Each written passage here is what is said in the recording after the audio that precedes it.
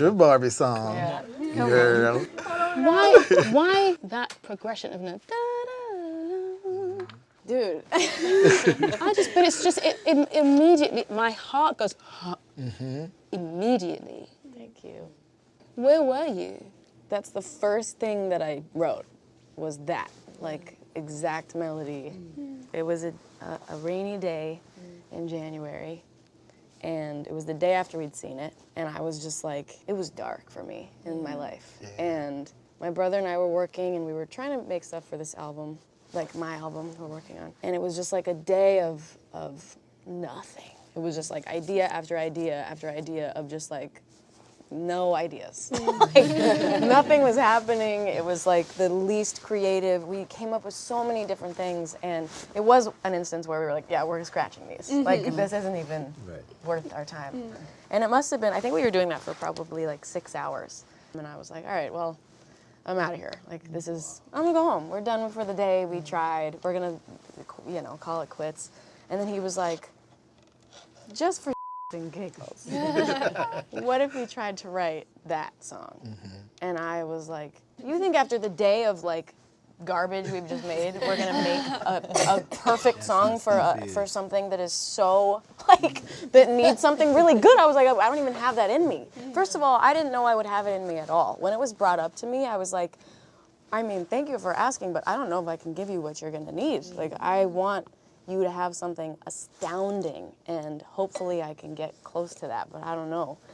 And Phineas literally sat at the piano and immediately started playing the dun, dun, dun, dun, dun. We were talking a lot about the floating like elegance of her and her ability to, you know, be so smooth and beautiful and perfect all the time. And then, you know, the juxtaposition of her suddenly falling and like can't do everything perfectly. And so immediately it was that I used to float, now I just fall down. And we immediately wrote that, and then I used to know, but I'm not sure now. And I immediately was like, what I was made for. And then we were both like, what was I made? Like asking the question after that. And then we did that in probably like 5 minutes. It was crazy.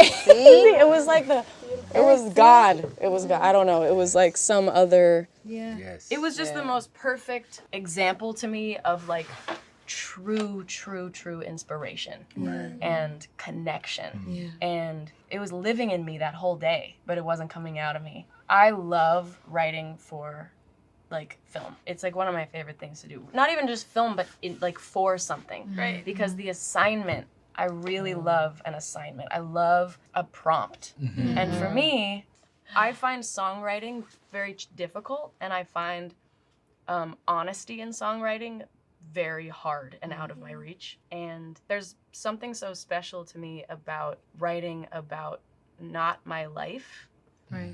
And so when we're writing it, you know, I'm not thinking about my life. I was like, this isn't about me at all. This is just totally about another girl, another character. It has nothing to do with my life. And I swear on my, I swear to God, I never thought about myself one time. I was thinking about a character, and my brother was thinking about a character.